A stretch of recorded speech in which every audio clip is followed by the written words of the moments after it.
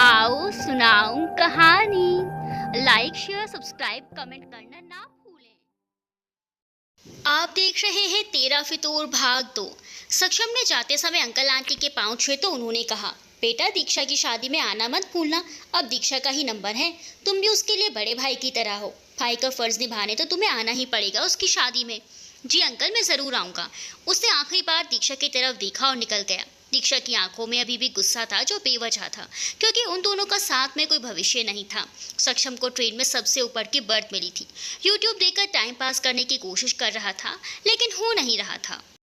दिलो दिमाग पर दीक्षा छाई हुई थी। शादी में बहुत सुंदर लग रही थी, आसमानी रंग के लहंगे में। भगवान ने भी उसे फुर्सत में बनाया था, हर रंग उस पर फबता था।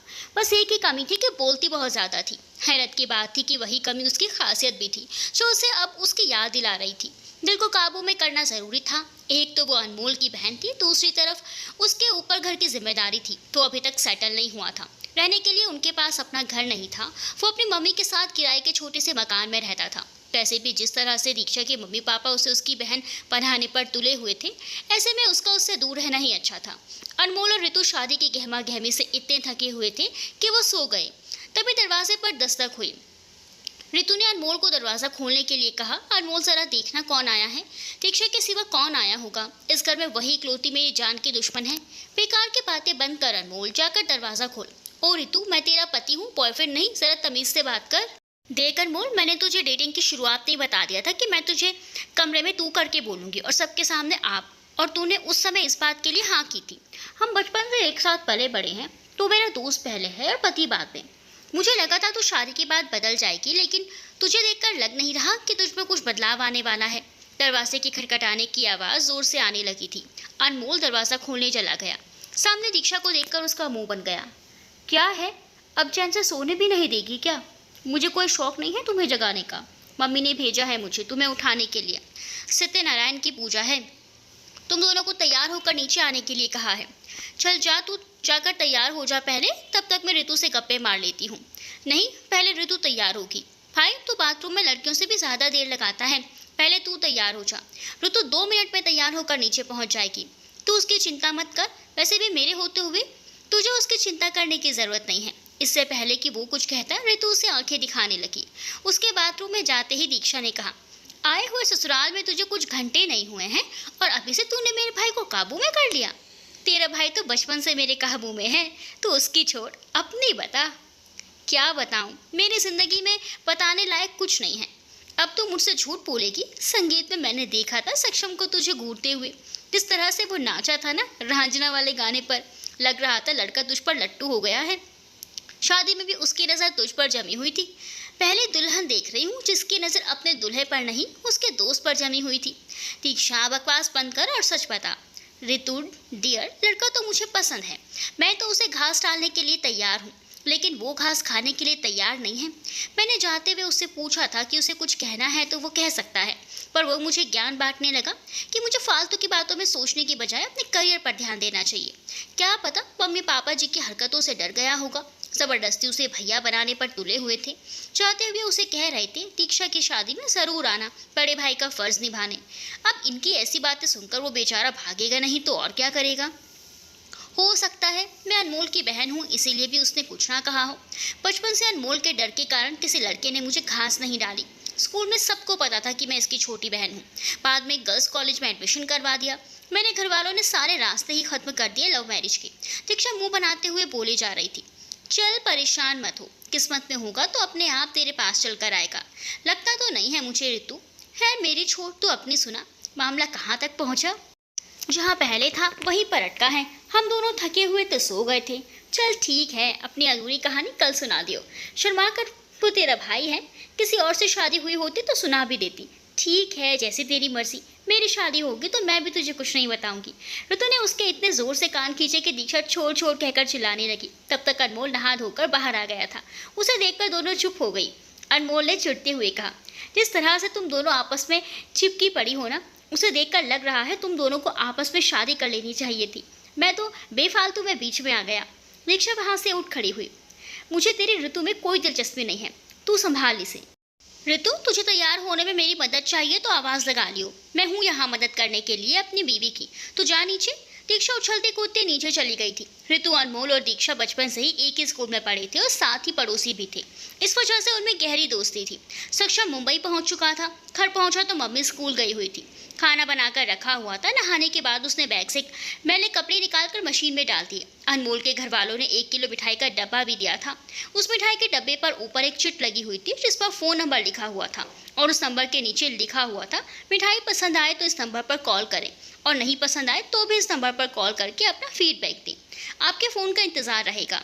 पहले तो सक्षम सिंह ठाकुर को कुछ समझ में नहीं आया कि ये क्या चक्कर है। ऐसा कौन भला मिठाई के डब्बे पर लिखता है। एक मन किया कि इस बारे में अनमोल से फ़ोन करके पूछता हूँ। फिर अचानक से ख्याल आया कि कहीं दीक्षा की शरारत तो नहीं। उसने ट्रू कॉलर पर नंबर डालकर देखा तो दीक्षांशी सहगल का नाम लिखा हुआ आ रहा था। उसने नंबर नहीं मिलाया और नंबर वाली चिट टेबल पर पड़ी बुक के अंदर रख दी। मन ही मन उसे हंसी भी आ रही थी कि दीक्षा की शरारत पर। उसके जैसा सैंपल उसने पहली बार देखा था अपनी ज़िंदगी में। वो जानता था वो उसे पसंद करती है, लेकिन वो इस बात को हवा नहीं देना चाहता था। वो उसे कुछ पल के लिए अच्छी ज़रूर लगी थी, लेकिन इसका ये मतलब नहीं कि वो उसे डेट करना शुरू कर दे।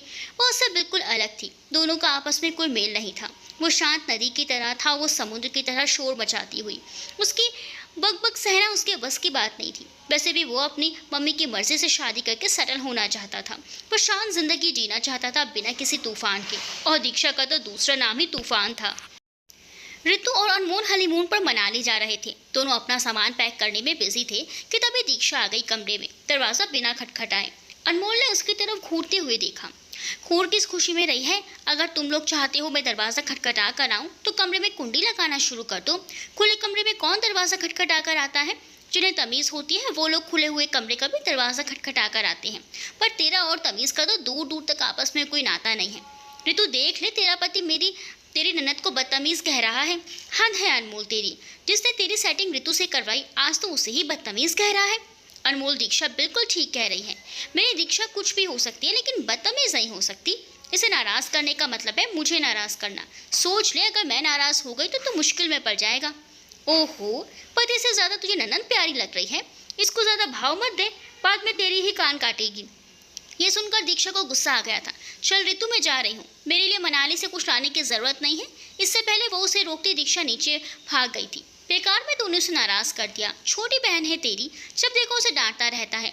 तो उसकी टेंशन मत ले ऋतु, मेरा और उसका चलता रहता है। तू सामान पैक करने में ध्यान लगा। वो नाइट वाली ड्रेस रख लियो जो मैंने तुझे कल रात को दी थी। उसमें तू अच्छी लग रही थी। रख लूँगी। पहले तू जाकर दीक्षा को मना। ठीक है, पहले किस कर फिर जाऊँगा। हद है, तुम दोनों भाई बहनों का बचपन अभी तक क्यों नहीं गया? दिमाग मत खराब कर, अब जा यहाँ से। जा रहा हूँ, कहकर अनमोल नीचे चला गया। दीक्षा अपने कमरे में थी। खिड़की से बाहर देखते हुए सक्षम के बारे में सोच रही थी। उसे लगा था वो मिठाई के डब्बे पर लगी चिट को देखते ही उसे फ़ोन करेगा, लेकिन ऐसा कुछ नहीं हुआ। वो मन ही मन सोच रही थी, अगर तुम्हें मैं पसंद नहीं थी तो तुम राजा के गाने पर नाच क्यों थे? बार बार मेरी तरफ क्यों देख रहे थे? माना मैं कम अकल हूँ, लेकिन ऋतु, उसने भी तो तुम्हें मुझे घूरते हुए देखा था। खैर कोई बात नहीं सक्षम सिंह ठाकुर, तुम भाड़ में जाओ, अपने पहाड़ में जाओ। एक बार और कोशिश करके देखूंगी, उसके बाद तुम्हारी एंट्री बंद। अनमोल ने पीछे से आकर जोर से उसकी चोटी खींच दी। उसे गुस्से में चिल्लाकर कहा, क्या है अनमोल, परेशान क्यों कर रहा है? तू नाराज़ हो गई है क्या मेरी बात से? तुझे कब से मेरी नाराज़गी से फ़र्क पड़ने लगा है? ज़रूर तुझे ऋतु ने भेजा होगा। मेरी जान है ऋतु। ये सुनकर अनमोल हंसने लगा। तुम दोनों लेस्बियन तो नहीं हो ना? तेरा और ऋतु का प्यार देखकर मुझे डर लग रहा है। बकवास बंद कर अनमोल। ऋतु मेरी दोस्त भी और बहन भी। ऋतु ने मुझे ज़बरदस्ती भेज दिया है तुझे मनाने के लिए। मुझे मालूम है मेरी बहन कभी मुझसे नाराज़ नहीं हो सकती। हम तो बचपन से लड़ झगड़ रहे हैं और बूढ़े होने के बाद भी झगड़ते रहेंगे। सही कहा। वैसे तू मुझे मनाने आ ही गया है तो फिर मना। पिज़्ज़ा मंगवा दूँ क्या? खाएगी? पिज़्ज़ा रहने दे, मुझे 1000 रुपये दे दे, मैं मॉल जाकर अपने लिए कुछ खरीद लूँगी। अनमोल ने उसे गुस्से से देखा। ज़्यादा होशियार मत बन दीक्षा, 1000 रुपये तो मैं देने से रहा। अच्छा तो चल, फिर तू मुझे अपने संग मनाली ले चल। चिंता मत कर, मैं कबाब में हड्डी नहीं बनूंगी। तुम दोनों अपना एंजॉय करना, मैं अकेले घूम फिर लूँगी। बकवास बंद कर, अपने पति के साथ जाइयो मनाली। भाई के हनीमून में तेरा क्या काम? ये सुनकर दीक्षा जोर से हंसने लगी। मजाक कर रही थी भाई, तो इतना सीरियस क्यों हो गया? वैसे ये बात मैं ऋतु से कहती ना तो वो मुझे ले जाने के लिए मना नहीं करती। चल तू मेरा मनपसंद पिज़्ज़ा मंगवा दे। हॉल में होगी पिज़्ज़ा पार्टी, मैं मम्मी को खाना बनाने के लिए मना कर देती हूँ। अनमोल ने प्यार से उसके गाल खींचे और ऊपर अपने कमरे में चला गया। सक्षम ने जिस कॉलेज में इंटरव्यू दिया था उसमें वो सफल हो गया था। उसकी कॉलेज में प्रोफेसर की नौकरी लग गई थी। ये बात बताने के लिए उसने अनमोल को फ़ोन किया। हेलो अनमोल, एक खुशखबरी है। मेरा सिलेक्शन हो गया है प्रोफेसर की जॉब के लिए कॉलेज में। वाह, ये खबर सुनकर तो तूने दिल खुश कर दिया। कॉलेज जाना शुरू कर दिया है क्या? नहीं, परसों से जाना है। और घर में सब लोग कैसे हैं? सब अच्छे हैं। बस अभी पिज़्ज़ा पार्टी चल रही थी। वो किस खुशी में?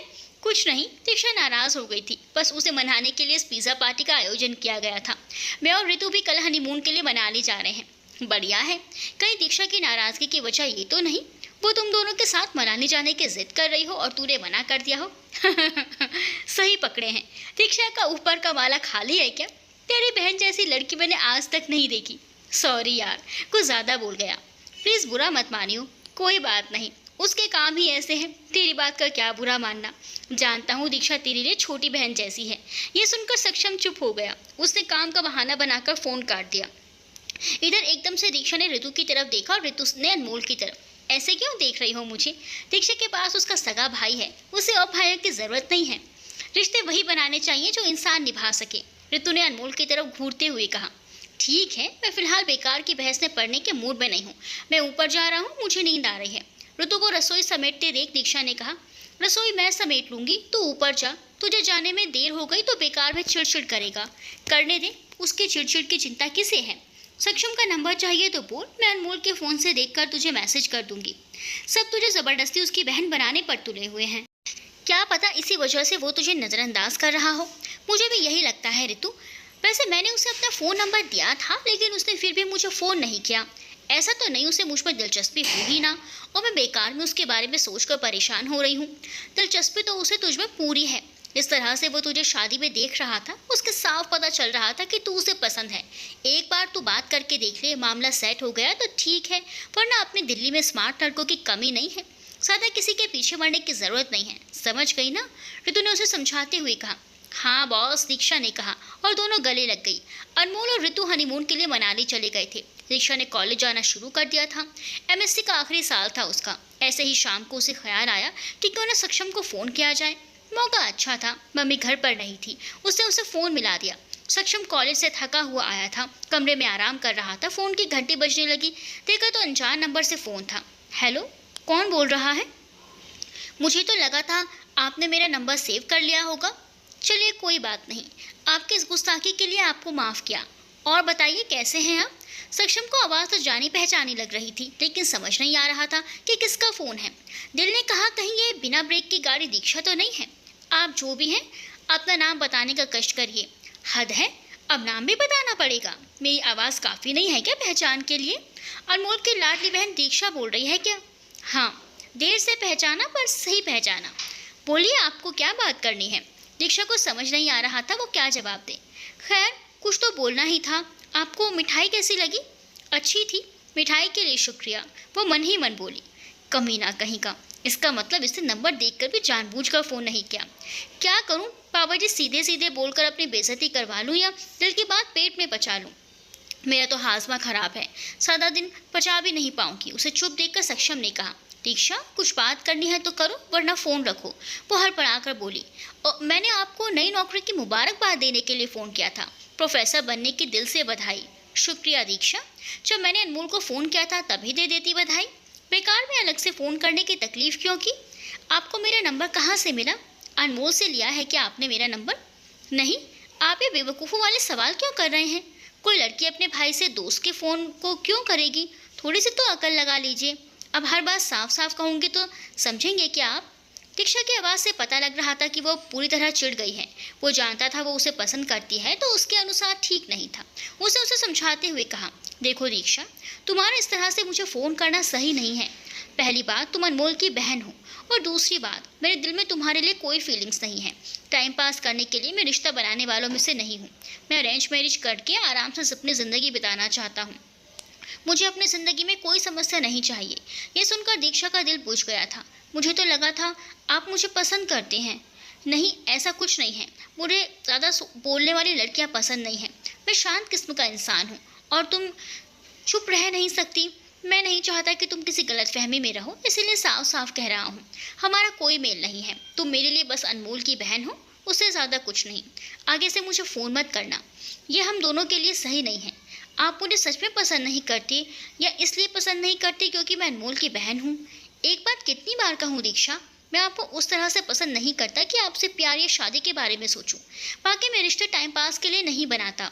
ये समय अपनी पढ़ाई और करियर पर ध्यान देने का है, बेकार की बातों में नहीं। आप क्यों इन चक्करों में पड़कर अपने लिए मुसीबत खड़ी करना चाहती हैं? आपके पापा जी ने तो वैसे भी आपके लव मैरिज होने नहीं देनी है। वैसे एक बात बताइए, मान लीजिए कल आपको किसी से प्यार हो गया और आपके पापा जी शादी के लिए नहीं माने, तो क्या करेंगी आप? मैंने जो करना होगा वो मैं कर लूँगी। आपको उसकी चिंता करने की कोई ज़रूरत नहीं है। सॉरी, मुझे गलतफहमी हो गई थी सक्षम भैया। मेरी बातों को ज़्यादा गंभीरता से मत लीजिएगा। छोटी बहन समझकर माफ़ कर दीजिएगा और ये बात अपने तक ही रखिएगा भैया। दीक्षा बार बार भैया बोलने की ज़रूरत नहीं है, मैं तुम्हारा भैया नहीं हूँ। ये सुनकर दीक्षा बच्चों की तरह हंसने लगी। उसे लगा था दीक्षा उसकी कड़वी बातें सुनकर नाराज़ होगी, रोएगी, पर ऐसा कुछ नहीं हुआ। वो तो उल्टा हंस रही थी। वो मन ही मन बोला, अजीब सैंपल है ये दीक्षा, ज़बरदस्ती भैया बनाने पर तुली हुई है। उसका सैया बनने के लिए क्या मना कर दिया कि अब भैया बोलकर परेशान कर रही है? भैया शब्द सुनकर आपको सदमा लग गया क्या? जो आप एकदम चुप हो गए? परेशान मत होइए, मेरी एक ही भाई है अनमोल, और एक्स्ट्रा भाई बनाने की मुझे कोई ज़रूरत नहीं है। दिल्ली में सब्जी वाले से लेकर कबाड़ी वाले तक को भैया कहने का रिवाज है। मेरा भैया से वही मतलब था। अब आप सोच लीजिए, आप उनमें से कौन से भैया हैं? इससे पहले सक्षम कुछ कहता, दीक्षा ने हंसते हुए फ़ोन काट दिया। उसे कुछ कहने का मौका ही नहीं दिया। उसके जवाब में सक्षम को हैरान परेशान कर दिया था। ये लड़की तो कुछ अलग ही लेवल की है। मुझसे इतना सुनने के बाद अंत में मेरा ही मजाक उड़ाकर चली गई। कहा मुझे मन ही मन बुरा लग रहा था उसकी प्यार की पहल को अस्वीकार करने के लिए, और उसे मेरी कड़वी बातों से कुछ फर्क ही नहीं पड़ा। कहीं मैंने तो कुछ गलत नहीं समझ लिया। ये दीक्षा की बच्ची बहुत तेज है, खुद तो पागल है ही, साथ में मुझे भी बनाकर छोड़ेगी। हे भगवान, इस दीक्षा के चक्कर से मुझे बचाना। इधर दीक्षा अपने बाबा जी के साथ वार्तालाप में व्यस्त थी। बाबा जी, ये लड़का तो अपने आप को सचमुच में रणवीर का मूड समझने लगा। लड़के सामने से घास डालने को तैयार है, लेकिन ये घास खाने में आनाकानी कर रहा है। क्या मैं इतनी बुरी हूँ बाबा जी? आज तक किसी लड़के ने मुझे प्रपोज क्यों नहीं किया? वैसे इसमें सारा दोष अनमोल का है, और उससे ज़्यादा मम्मी पापा जी का। दोनों भाई बहनों को एक ही स्कूल में डाल दिया और बाद में मेरा एडमिशन गर्ल्स कॉलेज में करवा दिया। उस पर भी चैन ना पड़ा तो कभी खुद कॉलेज लेने आ जाते हैं और कभी अनमोल को लेने भेज देते हैं। खैर, स्कूल और कॉलेज में कोई लड़का ढंग का था ही नहीं जो उसके प्रपोज ना करने का मुझे दुख मनाया जाए। जी, पता नहीं क्यों, लेकिन इस पहाड़ी पर मेरा दिल आ गया है। मुझे इसको देखकर लव मैरिज वाली फीलिंग आती है। मैरिज तो दूर की बात है, ये तो लव करने को भी तैयार नहीं। अब दीक्षा का क्या होगा बाबा जी? एक जन्म में मेरा लव मैरिज करने का सपना अधूरा रह जाएगा क्या? खैर, बड़ा होशियार समझ रहा था अपने आप को। प्रोफेसर है, इसका मतलब ये नहीं कि मुफ्त में ज्ञान बांटता रहेगा। प्यार मोहब्बत का करियर से क्या लेना देना? अभी तो मेरी पढ़ाई का 1 साल बाकी है और पापा जी तो वैसे ही मेरी शादी के चक्कर में हैं। यहाँ कभी भी शादी हो सकती है और इसको करियर की पड़ी है। खैर, मैंने भी इसको अच्छा मज़ा चखाया। सोच रहा था इसकी कड़वी बातें सुनकर मैं रोऊंगी। दीक्षा रोने वालों में से नहीं है, रुलाने वालों में से है। ऋतु और अनमोल मनाली से हनीमून मनाकर वापस आ गए थे। साथ में सबके लिए कुछ न कुछ उपहार लाए थे। दोनों कमरे में आराम कर रहे थे कि तभी दीक्षा ने धावा बोल दिया। अनमोल चिढ़कर बोला, दरवाज़ा खटखटाना कभी सीखियो मत। अगर तू चाहता है कि मैं दरवाज़ा खटखटाना अगर अंदर आऊँ तो तू अंदर से कुंडी लगाना सीख ले। चल परे हट, मुझे ऋतु के साथ बैठने दे। वो दोनों के बीच में घुसकर कंबल में बैठ गई। शर्म नहीं आती पति पत्नी के बीच में घुसते हुए? बीच में आकर ऐसे बैठ गई जैसे छोटी बच्ची हो। अरे, बड़े भाई के लिए छोटी बहन बच्चे जैसे ही तो होती है। खैर, तुम दोनों ये बताओ कहाँ कहाँ घूम कर आए? तू क्यों पहुँच रही है? अनमोल चिढ़कर बोला। ताकि कल को मैं घूमने जाऊँ तो मुझे पता होना चाहिए कि वहाँ कौन कौन सी जगह घूमने लायक है। सारी जानकारी तू ही इकट्ठी कर लेगी तो तेरा पति क्या करेगा? वो घुमाने में पैसे खर्च करेगा, और क्या। अब चिढ़ने की बारी ऋतु की थी। अनमोल, तो मुंह बंद करने का क्या लेगा? इतने दिनों बाद तो दीक्षा से मुलाकात हो रही है और तो उसमें भी बीच में आ रहा है। चल दीक्षा, तेरे कमरे में चलकर बात करते हैं। यह सुनकर अनमोल हैरान होकर बोला, ऋतु, सच बता, तुम दोनों के बीच में कोई गड़बड़ वाला चक्कर तो नहीं ना? पहली लड़की देख रहा हूँ जिसे पति से ज़्यादा अपने नंस में दिलचस्पी है। 1 हफ्ते के लिए ही तो गए थे हम मनाली, महीने के लिए नहीं गए थे जो तुम दोनों इतना तड़प रही हो बात करने के लिए। ये सुनकर दीक्षा उनके बीच में से उठ गई। मैं और ऋतु बचपन के दोस्त हैं। उसकी ज़िंदगी में पहले मैं आई थी, ना कि तू। हम दोनों को एक दूसरे से प्यार है, लेकिन गड़बड़ वाला नहीं। थोड़ी देर में दोनों खाना खाने के लिए नीचे आ जाना। ऋतु, कल बात करेंगे आराम से, जब ये घर पर नहीं होगा। ठीक है दीक्षा, हम अभी थोड़ी देर में आते हैं। उसके जाने के बाद अनमोल ने झट से जाकर कमरे का दरवाज़ा बंद कर दिया और ऋतु के कंधे पर सर रखकर लेट गया। दीक्षा, बड़ी कब होगी ऋतु? बात तो ऐसे कर रहा है जैसे तू बहुत बड़ा हो गया है। तुम दोनों ही बच्चों की तरह लड़ते झगड़ते रहते हो। मुझे लगता है हम तीनों में से सिर्फ बड़ी मैं हुई हूँ, बाकी तुम दोनों का दिमाग तो अभी भी बच्चों वाला है। ये सुनकर वो हंसने लग गया। रहने दे, मुझे तो तुझे और दीक्षा में ज़्यादा फर्क नहीं दिखता। वैसे तू उसके मुकाबले में थोड़ी समझदार है। अनमोल, मुझे दीक्षा का चुलबुलापन बहुत पसंद है। वो ना बड़ी डेयरिंग है, कुछ भी करने से पहले सोचती नहीं है, बस कर लेती है। उसके साथ समय कैसे बीतता है पता ही नहीं चलता। वो अच्छी है, कभी कोई बात दिल में नहीं रखती। जितनी जल्दी रूठती है उतनी जल्दी मान भी जाती है। मैं खुशकिस्मत हूँ कि अपने दो सबसे अच्छे दोस्तों के साथ हूँ। पता नहीं किसी और से शादी हो जाती तो मेरा क्या होता। ये सुनकर अनमोल ने प्यार से उसके गालों को चूम लिया।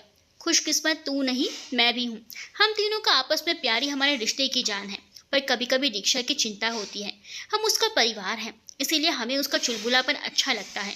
लेकिन कल को जिससे उसकी शादी हुई वो इसका स्वभाव नहीं समझ पाया तो क्या होगा। इसको संभालना आसान नहीं है। ये सुनकर ऋतु हंसने लगी। जैसे तू मुझे मिल गया वैसे उसे भी कोई मिल जाएगा। वैसे एक बात बता, अगर दीक्षा को किसी से प्यार हो गया तो तू क्या उसका साथ देगा? अनमोल एकदम उठकर बैठ गया। वो उसकी तरफ सवालिया निगाहों से देखकर बोला, क्या उसे कोई पसंद है? फिलहाल तो नहीं। तूने मेरे सवाल का जवाब नहीं दिया ऋतु। हमारी शादी इसीलिए आसानी से हो गई क्योंकि हम दोनों के परिवारों के बीच दोस्ती थी और कोई जात पात अमीरी गरीबी का चक्कर नहीं था। पापा जी उसके लव मैरिज के लिए कभी नहीं मानेंगे और उनके खिलाफ जाने की हिम्मत मुझ में नहीं है। इसका मतलब तू दीक्षा का साथ नहीं देगा? हाँ, क्योंकि मैं भी लव मैरिज के पक्ष में नहीं हूँ। मैं नहीं चाहता मेरी बहन इन चक्करों में पड़े। आजकल के लड़के वैसे भी बहुत कमीने होते हैं, प्यार के नाम पर लड़कियों का इस्तेमाल करते हैं। ये तो वैसे ही दिमाग से पागल है, बोलने में इसका दिमाग चलता है बस। अगर साथ निभाने वाले अच्छे खानदान का लड़का मिल गया तो तब क्या करेगा तू? मैं इस बारे में फ़िलहाल कुछ कह नहीं सकता। बस मैं इतना चाहता हूँ कि वो उन चक्करों से दूर रहे। हमारी बात अलग थी, तुझे उसे शय देने की ज़रूरत नहीं है। अगर वो कभी तुझे किसी लड़के वड़के के बारे में बताए तो सीधा मुझे बताएगी, समझी कि नहीं? समझ गई। चल नीचे चलते हैं, खाने का समय हो गया है। अनमोल की बातों ने ऋतु को परेशान कर दिया था। दीक्षा की प्रेम कहानी तो उसे खटाई में बढ़ती नजर आ रही थी। अगले दिन दीक्षा कॉलेज चली गई थी और अनमोल ऑफिस। यूँ तो उनकी मेन बाजार में अपनी दुकान थी किराने की, लेकिन उसको उस काम में कोई दिलचस्पी नहीं थी। वो गुड़गांव में कंपनी से सॉफ्टवेयर इंजीनियर था। ऋतु ऑनलाइन इंग्लिश क्लासेस लेती थी। कॉलेज से आते ही दीक्षा ऋतु के कमरे में घुस गई। वो कपड़ों के तह लगा रही थी और दीक्षा उसके बिस्तर पर कंबल ओढ़कर लेट गई। खाना खाकर आई है नीचे से कि लेकर आऊं? ऋतु ने पूछा। खाकर आई हूँ, कल अनमोल के चक्कर में बात ही नहीं हो पाई। और सुना, तेरा हनीमून कैसा रहा? बहुत मज़ा आया।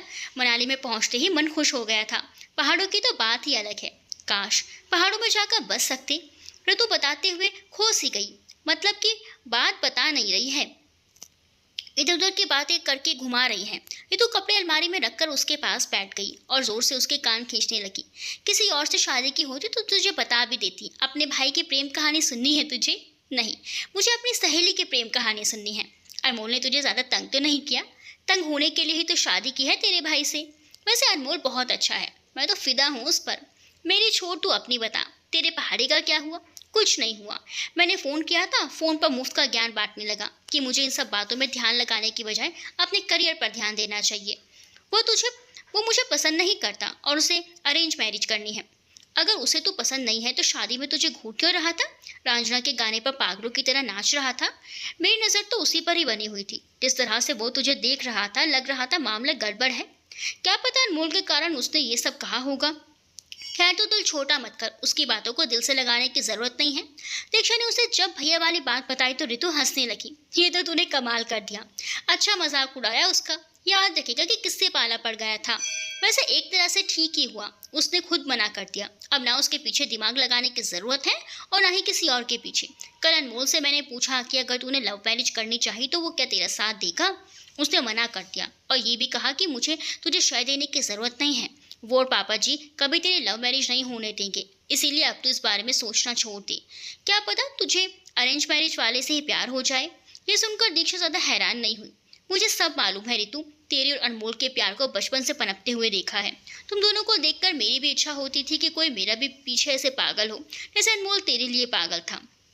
कोई मुझसे भी घंटों घंटों बातें करे, गिफ्ट्स दे, जिसके साथ मैं बाइक पर घूम सकूं, जिसे देखने के बाद उससे अलग होने का दिल ही ना करे। मैं प्यार को महसूस करना चाहती थी। वो मीठा सा एहसास होता है ना, एक दूसरे को छिप छिप कर देखने का, वो महसूस करना चाहती थी। कभी किसी को देखकर दिल की घंटी नहीं बजी, पर इस सक्षम को देखकर आंखों और मुंह दोनों खुले के खुले रह गए। पर ये कमीना निकला। सामने से अपने दिल की बात कहने पर भी उसने मुझे रिजेक्ट कर दिया। दिल कर रहा है 2-4 माँ बहन की गालियाँ दे दूँ उसे तगड़ी वाली। खैर जाने दे, पापा जी की यही मर्जी है तो यही सही, कर लूँगी अरेंज मैरिज। दीक्षा का उतरा हुआ मुंह देखकर ऋतु को बुरा तो बहुत लग रहा था, लेकिन क्या किया जा सकता था। ऋतु और दीक्षा दोनों मिलकर रसोई में खाना बनाने रहते। अनमोल मजनू बना ऋतु के आसपास भटक रहा था। दीक्षा ने उस रसोई में देखकर कहा, क्या बात है, तू रसोई में क्या कर रहा है? आज से पहले तो तूने कभी अपने चरण कमल रसोई में रखे नहीं। ओह, अब समझी, शायद यहाँ है तो मधुमक्खी तो आएगी ही। ये सुनकर ऋतु हंस पड़ी। मेरे पति का जेंडर क्यों बदल रही है तू? ये मधुमक्खी नहीं है, मेरा मधुमक्खा है। चल तू जाकर आराम कर, आज मैं और अनमोल मिलकर खाना बनाएंगे। हो थैंक यू ऋतु। इस पल को तो सहगल खानदान को बरसों से इंतजार था।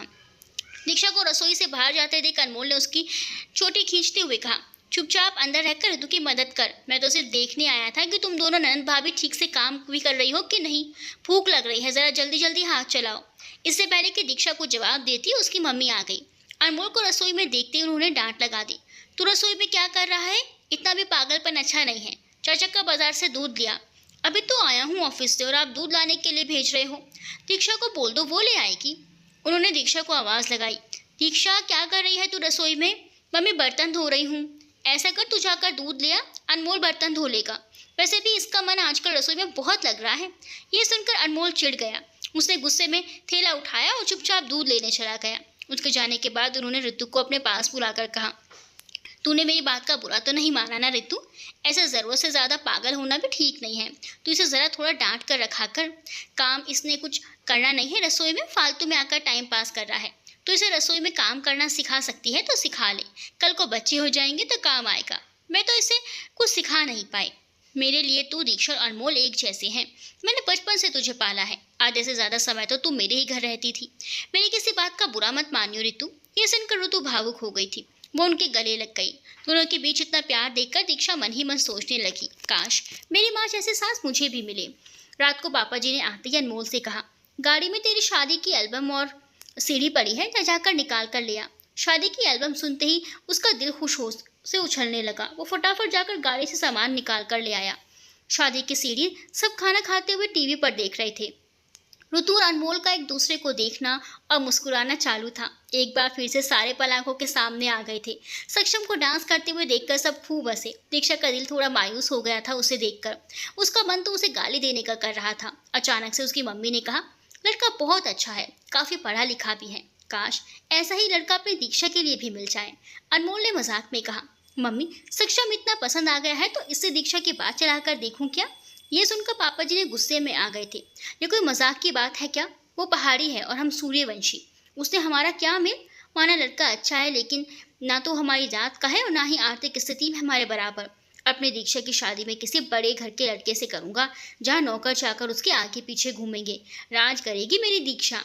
दीक्षा को प्रतिक्रिया दिए बिना अपने कमरे में चली गई और मन ही मन बोली, अब जिससे मर्जी उसी से करो मेरी शादी, क्या फ़र्क पड़ता है? उस सक्षम को तो मुझ में कोई दिलचस्पी है नहीं। इतनी मुश्किल से लड़का पसंद आया था और किस्मत देखो उस लड़के को मैं पसंद नहीं आई। ये तो हद ही हो गई बाबा जी। अनमोल ने अगले दिन सक्षम को शादी का वीडियो एडिट करके भेज दिया था और साथ ही फोटोज़ भी। एक बार फिर दीक्षा को देखकर उसके जहन में उसकी यादें ताज़ा हो गई थी। उसने अपनी मम्मी को अपने डांस की फुटेज दिखाई तो वो भी हंसने लगी। तुझे पहली बार देख रही हूँ इस तरह नाचते हुए। ऐसे पागलों की तरह क्यों नाच रहा था तू? पता नहीं मम्मी, जैसे ही वो गाना बजा मेरे पाँव खुद ब खुद थिरकने लगे। अब मम्मी को क्या समझाता कि दीक्षा को देखकर दिमाग खराब हो गया था। अनमोल और ऋतु की जोड़ी तो बहुत सुंदर है। दोनों के बीच में ये जो लड़की खड़ी है ये कौन है? बड़ी प्यारी लग रही है। ये अनमोल की छोटी बहन दीक्षा है। प्यारी नहीं है, बहुत शरारती है। अच्छा तो है, उसकी शरारतें घर में सबका दिल लगाए रहती होंगी। तेरे लिए भी एक ऐसे ही नटखट लड़की ढूंढ कर लाऊंगी। तू तो ज़्यादा बात करता नहीं है, कम से कम वो तो घर में रौनक लगा कर रखेगी। मम्मी वो शोले की बसंती की तरह है, एक बार जो बोलना शुरू करती है वो चुप होने का नाम ही नहीं लेती। बचपना बहुत है उसमें, अभी मेरी टाइप की नहीं है। ये सुनकर उसकी मम्मी उसे घूरने लगी। तू बात ऐसे कर रहा है जैसे मैं उसके साथ अभी तेरे फेरे पड़वाने जा रही हूँ। लगता है उसके बारे में सब कुछ सोचने के बाद ये निष्कर्ष निकाला है कि वो तेरे टाइप की नहीं है। इतना क्यों उसके बारे में सोचने की ज़रूरत पड़ गई? सक्षम का तेरे दिल और दिमाग में उसको लेकर जंग तो नहीं चल रही? इन सब चक्करों में पड़ने की ज़रूरत नहीं है। हम पहाड़ी लोग हैं और वो देसी, उनसे हमारा कोई मेल नहीं है। उसे समझ नहीं आ रहा था कि उसने ऐसा तो कुछ नहीं कहा। फिर उसकी मम्मी ने इतना लंबा चौड़ा लेक्चर को सुना दिया। ये दीक्षा की बच्ची पिटवा कर रहेगी, उसके बारे में बात क्या की, मम्मी ने इतना कुछ सुना दिया। क्या मेरी बातों में ये झलकने लगा है कि मैं उसे पसंद करता हूँ? पर यह बात तो कि मैं उसे बिल्कुल भी पसंद नहीं करता, मेरा मतलब है उस तरह से। मेरे लिए तो वो बस अनमोल की पागल बहन है और कुछ नहीं। अभी तक तो वो पसंद नहीं करता, तब ये हाल है। किसी दिन गलती से बात आगे बढ़ गई तो पता नहीं क्या होगा। हे भगवान, इस दीक्षा से बचाओ मुझे। खुद तो पागल है ही, अपने साथ मुझे भी करके छोड़ेगी। सक्षम के कॉलेज में उसकी धूम मची हुई थी। लड़कियां उस पर लट्टू हो रखी थी और लड़के इस बात की वजह से उससे जल भून रहे थे। खैर, उसका ध्यान सिर्फ पढ़ाने पर था। वो स्टाफ रूम में बैठा हुआ अगले लेक्चर के लिए नोट्स तैयार कर रहा था कि तभी संतोष सिंह जी आ गए। लगभग 40-45 साल की उम्र होगी उनकी। देखने में साधारण व्यक्तित्व के थे। सिर से आधे बाल गायब थे और पेट उनकी किसी प्रेग्नेंट महिला की तरह लगता था। केमिस्ट्री पढ़ाते थे। आकर सक्षम के पास बैठकर हंसते हुए कहने लगे, क्या बात है सक्षम जी, आप तो कॉलेज में आते ही छा गए। हर तरफ आपके चर्चे हैं। मैं समझा नहीं आपका मतलब। जो भी कहना चाहते हैं खुलकर कहिए सर। कॉलेज की लड़कियों के बीच आप चर्चा का विषय बने हुए हैं। आपके आने से लड़कियों की फिजिक्स पढ़ने में दिलचस्पी बढ़ गई है। ये सुनकर वो मुस्कुरा दिया। वो उनकी बात का मतलब समझ तो गया था, लेकिन इस बात को उसने नज़रअंदाज करना बेहतर समझा। ये तो अच्छी खबर है सर, उन्होंने गहरी सांस लेते हुए कहा। काश हमारी फिजिक्स भी आपकी तरह होती तो लड़कियां केमिस्ट्री भी इतने ध्यान से पढ़ती जितनी आजकल फिजिक्स पढ़ रही हैं। सक्षम ने मुस्कुराते हुए जवाब दिया, सर तो फिर आप अब अपनी फिजिक्स, मेरा मतलब है फिजिक्स पर ध्यान देना शुरू कर दीजिए। एक बार आपकी फिजिक्स शेप में आ गई तो लड़कियां आपकी केमिस्ट्री क्लास में चुंबक की तरह खींची चली आएंगी। लेकिन एक बात का ध्यान रखिएगा, कॉलेज में केमिस्ट्री सुधारने के चक्कर में आपके घर का मैथ्स ना बिगड़ जाए। चलिए मैं चलता हूँ, मेरी क्लास का समय हो गया है। उसके जाते ही वो बड़बड़ाने लगे। लड़का जितना देखने में शांत लगता है, जवाब देने में उतना ही तेज है। हम अनुभवी हैं, घर का बिगड़ा हुआ मैथ्स चुटकियों में सुधार लेंगे। लेकिन बाबू, तुम अब इस क्षेत्र में नए नए हो। इन लड़कियों ने एक बार तुम्हारी फिजिक्स बिगाड़ दी ना तो पूरी जिंदगी लग जाएगी सुधारने में, सुधार नहीं पाओगे। अच्छा है, हम देखने में साधारण हैं। जरूरत से ज्यादा खूबसूरती फिर चाहे लड़के की हो या लड़के की, एक ना एक दिन ले ही डूबती है। महीना बीत गया था, सक्षम के अनमोल से बात हुई। ऐसे ही उसने शाम को उसके हालचाल जानने के लिए फ़ोन किया। हेलो, और क्या हाल है अनमोल, बड़े दिनों से तेरा फ़ोन नहीं आया। एक सेकंड, ये रोने की आवाज़ कहाँ से आ रही है? तू कहाँ है, सब ठीक तो है ना? कुछ नहीं यार, मैं और रितु दीक्षा को लेकर डॉक्टर के पास आए हैं। वही दहाड़े मार मार कर रो रही है बच्चों की तरह। ये सुनकर सक्षम थोड़ा घबरा गया। क्या हो गया दीक्षा को? दूध लेने भेजा था इसे बाजार, आते हुए गिर गई। रास्ते में पत्थर पड़ा था, वो इसे दिखा नहीं। उस पर पाँव अटका और मुंह के बल गिर पड़ी। घुटना और पाँव छिल गया है। टेटनस का इंजेक्शन लगवाने लाया था, बस उसी के डर से रो रही है। ये सुनकर सक्षम हंस पड़ा। सॉरी यार, मुझे हंसी आ गई। इंजेक्शन लगने पर भला ऐसे कौन रोता है? इतनी बुरी तरह तो बच्चे भी नहीं रोते जितनी बुरी तरह ये रो रही है। इसका ध्यान कहाँ था जो चलते वक्त इसे पत्थर दिखाई नहीं दिया? तुझे हंसी आ रही है और इसके हाल पर मुझे रोना आ रहा है। 24 घंटे उछलती कूदती रहती है, पता नहीं कहाँ देख कर चलती है। इतनी बड़ी हो गई है फिर भी बच्चों की तरह रो रही है। सब लोग हमारी तरफ ही देख रहे हैं। जिससे इसकी शादी होगी उसका पता नहीं क्या हाल होगा। मुझे इससे ज़्यादा उसकी चिंता है। यह सुनकर सक्षम सच में घबरा गया था। मन ही मन, शुक्रिया भगवान मुझे दीक्षा के चंगुल से बचाने के लिए। ये लड़की तो वाकई में तूफान है। चल ठीक है, तू उसका ध्यान रख, मैं बाद में बात करता हूँ तुझसे। सक्षम के कानों में अभी भी दीक्षा के रोने की आवाज़ गूंज रही थी और उसे सोच सोच कर हंसी आ रही थी। ऐसी लड़की ज़िंदगी में पहली बार देख रहा हूँ। या तो भगवान ने इसे जल्दबाजी में बनाया है या फिर फुर्सत में। मेरे लिए मम्मी को ऐसी नटखट लड़की चाहिए, पर मुझे बिल्कुल भी ऐसी लड़की नहीं चाहिए। मुझे शांत स्वभाव की, कम बोलने वाली, समझदार लड़की चाहिए जिसे अपने साथ साथ घर को संभालना भी आता हो। दीक्षा के फ्यूचर हस्बैंड की ज़िंदगी तो वाकई खतरे में है। घर पहुँचते ही अनमोल ने दीक्षा को डांटना शुरू कर दिया। ऐसे पागलों की तरह रो क्यों रही थी? बच्चे भी तुझे देखकर हंस रहे थे। दीक्षा ने अपनी मम्मी की तरफ देखते हुए कहा, एक तो मुझे चोट लगी है और ऊपर से मुझे ही डांट रहा है, और वो भी आपके सामने। आपका डर इसके अंदर से खत्म होता जा रहा है मम्मी। मुझे इंजेक्शन से बचपन से डर लगता है। बात ऐसी कर रहा है जैसे तूने मुझे पहली बार रोते हुए देखा हो। तुझे तो अब तक आदत हो जानी चाहिए थी। इकलौती बहन हूँ तेरी, मुझसे प्यार से बात किया कर। कल को मेरी शादी हो जाएगी तो तू मुझे याद करके रोएगा। मैं तो खुश हो जाऊँगा, लेकिन तेरा पति ज़रूर रोएगा। काम तो दीक्षा के डांट खाने वाले थे, लेकिन उसकी बातें सुनकर मम्मी और रितु को हंसी आ रही थी। पापा जी के आने का समय हो गया था। इस वक्त दीक्षा को डांटना भारी पड़ सकता था। आखिर वो उनकी डांटली जो थी, इसीलिए उसकी मम्मी ने उसे कुछ कहा नहीं। अनमोल ऊपर कमरे में कपड़े बदलने चला गया और ऋतु रसोई में उसके लिए हल्दी वाला दूध बनाने। पापा जी ने आकर दीक्षा का हाल देखा तो वो घबरा गए। इससे पहले वो कुछ कहती, अनमोल ने उसकी राम कहानी नमक मिर्च लगाकर पापा जी को सुना दी तो वो उसे डांटने लगे। दीक्षा पुत्र, बड़ी हो गई है तू, बच्ची नहीं है, थोड़ा तो आंखें खोल कर चला कर। और डॉक्टर के यहाँ इतना रोने की क्या जरूरत थी? बड़ी हो गई है, बच्ची नहीं है। तो ये सुनकर दीक्षा का रोना धोना फिर से चालू हो गया। इस समय जोर से नहीं, शांति से रो रही थी। पापा जी, अब सब लोग ऐसे बात कर रहे हैं जैसे मैंने जानबूझकर गिरी हूँ। स्ट्रीट लाइट खराब हो रखे थे, इस वजह से अंधेरे में मुझे पत्थर दिखाई नहीं दिया और मैं गिर गई। अब इसमें मेरी क्या गलती है? वे इंजेक्शन लगवाने के समय रोने की बात तो मैं जानबूझकर नहीं रोई। दर्द होगा तो इंसान रोएगा ही, और वैसे भी दर्द सहने की सबकी क्षमता अलग अलग होती है। अनमोल को बिल्लियों से डर लगता है, लेकिन मैंने आज तक इसका मजाक नहीं उड़ाया, पर ये दीप्ति को मेरा मजाक उड़ाता रहता है। इसने आज मुझे इतना डांटा, क्या बताऊं, जबकि सारी गलती इसकी है। दूध लाने की ड्यूटी इसकी है, लेकिन ये हर बार मुझे भेज देता है। अगर आज घर में सोफा तोड़ने की बजाय दूध लेने चला जाता तो आपकी दीक्षा ना गिरती ना रोती। सारी कहानी सुनने के बाद पापा जी ने अनमोल को डांट लगाई कि उसका मुंह बन गया। अब से दूध लाने की परमानेंट ड्यूटी अनमोल को सौंप दी गई थी। मम्मी और ऋतु चुपचाप खड़े थे, एक दूसरे को देख रहे थे। दीक्षा से लड़ने का मतलब था अपने पांव पर कुल्हाड़ी मारना, और इस समय अनमोल ने वही किया था। सक्षम क्लास में पढ़ा रहा था, तभी संजना की एंट्री हुई। उसने दरवाजे पर नॉक करते हुए कहा, सर क्या मैं अंदर आ सकती हूँ? नहीं, क्लास शुरू हुए 10 मिनट बीत चुके हैं। आपने आने में देर कर दी। क्लास के सारे लड़के लड़कियां टकटकी लगाए उसकी तरफ ही देख रहे थे। लड़कियां उसके कपड़ों को देखकर कानाफूसी कर रही थी और लड़के आहें भर रहे थे। कॉलेज की सबसे सुंदर और अमीर लड़कियों में संजना का नाम दर्ज था। स्किन टाइट जीन्स और टी शर्ट में वो किसी हॉट मॉडल से कम नहीं लग रही थी। तैयार होकर ऐसे आई थी जैसे कॉलेज में पढ़ने के लिए नहीं, किसी फैशन शो में आई हो। उसके आने से पूरी क्लास डिस्टर्ब हो गई थी। सक्षम ने सबको डांट लगा दी, सब अपनी पढ़ाई में ध्यान दें। संजना, अगर आपको पढ़ने में सच में दिलचस्पी है तो अगली बार क्लास में समय पर आइएगा। सर, देर से आने का ये मतलब नहीं कि मुझे पढ़ने में दिलचस्पी नहीं है। कॉलेज आते समय रास्ते में कार का टायर पंक्चर हो गया था, वो भी ऐसी जगह पर जहाँ आसपास कोई मैकेनिक भी नहीं था। बड़ी मुश्किल से कैब करके आई हूँ। सॉरी सर, प्लीज़ मुझे क्लास अटेंड करने दीजिए। सक्षम इस समय बहस करने के मूड में नहीं था। क्लास का समय बीता जा रहा था। उसके बार बार सॉरी कहने पर उसने उसे अंदर आने दिया। पढ़ाते समय उसे ऐसा लग रहा था जैसे वो बोर्ड पर कम और उसकी तरफ ज़्यादा देख रही है। उसका देखने का तरीका उसे असहज कर रहा था। खैर, उसने इस बात पर ज़्यादा ध्यान ना देते हुए पढ़ाना जारी रखा। बाद में जब स्टाफ रूम में आया तो मिसेस मोनिका बैठी हुई स्टूडेंट्स के पेपर्स चेक कर रही थी। उसने पूछा, Monika ma'am, BSc physics second year में जो लड़की संजना है तो पढ़ाई में कैसी है? क्या हुआ, आपने ये सवाल क्यों पूछा? कुछ नहीं, बस ऐसे ही, एक नंबर की नालायक है।